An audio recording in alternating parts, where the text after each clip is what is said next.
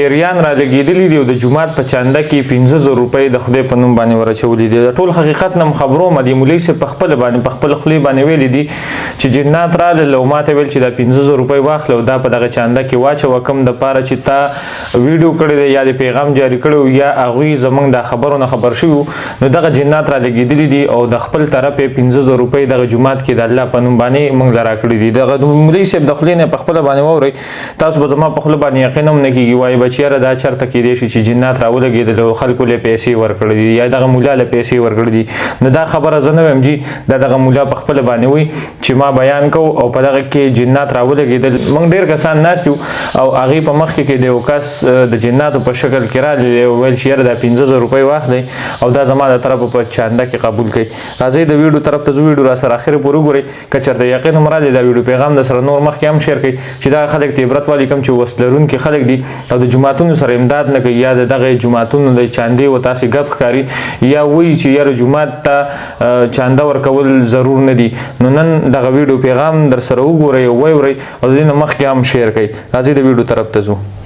جناتو د خوا هم 15,000 روپۍ راغلي، دا وایي چې د جناتو د خوا نه هم موږ ته 15,000 روپۍ راغلي، خوا هم 15,000 روپۍ راغلي دي.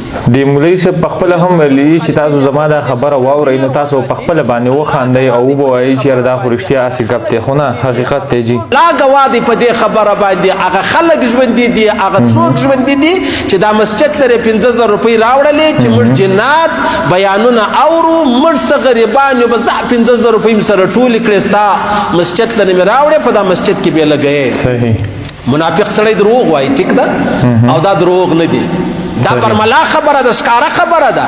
داسې نه چې یوازې زما سره دا خبره یا ملګري را سره او ملګري را سره ناست وو چې کوم چا دا روپۍ راوړي او څنګه راوړي څنګه نه راوړلې. صحیح. او بیا پر دا لارې داسې بچیان هم چې سکول لره بتلل نو به هغه 10 روپۍ او 50 روپۍ ورسره وې د دوی د سکول خرڅ هغه به په دا پیټۍ کې واچولې. صحیح. داسې به یو زنانه روانه وه هغې به د سبزۍ دپاره 100 روپۍ راخیستې وې، 50 روپۍ به په دا مسجد کې ولګولې.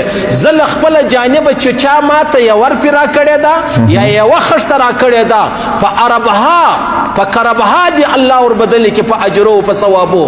امین. الحمدلله. زمونږ دې هم دغه شانتي دغه ځای نصیب کړي چې موږ له هم خدای پاک دونه وس او توفیق راکړي چې نورو خلکو ته دغه شانتي عبرت وښایو، دغه شانتي ځان د دغه جوګه کړو چې جومات کې پیسې ورکړو او کړي هم دي. موږ مسلمانان په دغه باندې یقین هم دی چې جومات کې د 1 روپۍ ورکړه الله به تعالی د هغې په یو په ترپل باندې درکړي، بلکې یو په سله باندې به تعالی الله پاک د هغې اجر او ثواب هم درکړي او د هغې صله به هم درکړي.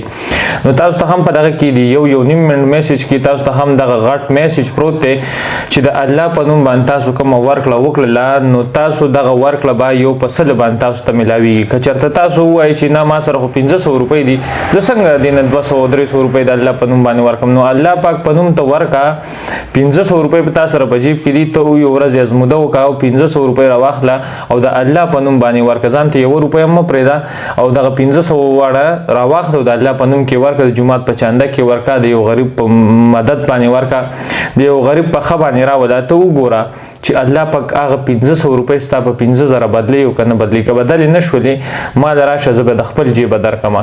د الله په ویلو کې شک نه وي جي.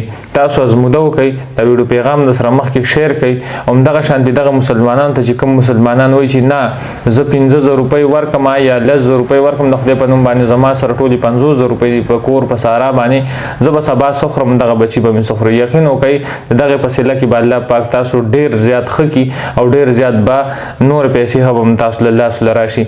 نو دغه مولا دروغ نه وایي، دا په منبر باندې ناست دی، دغه خپلو امیانو ته دغه میسج ورکوي چې تاسو هم ورکړه وکئ او بیا ته وګوره چې الله درکوي او که نه درکوي.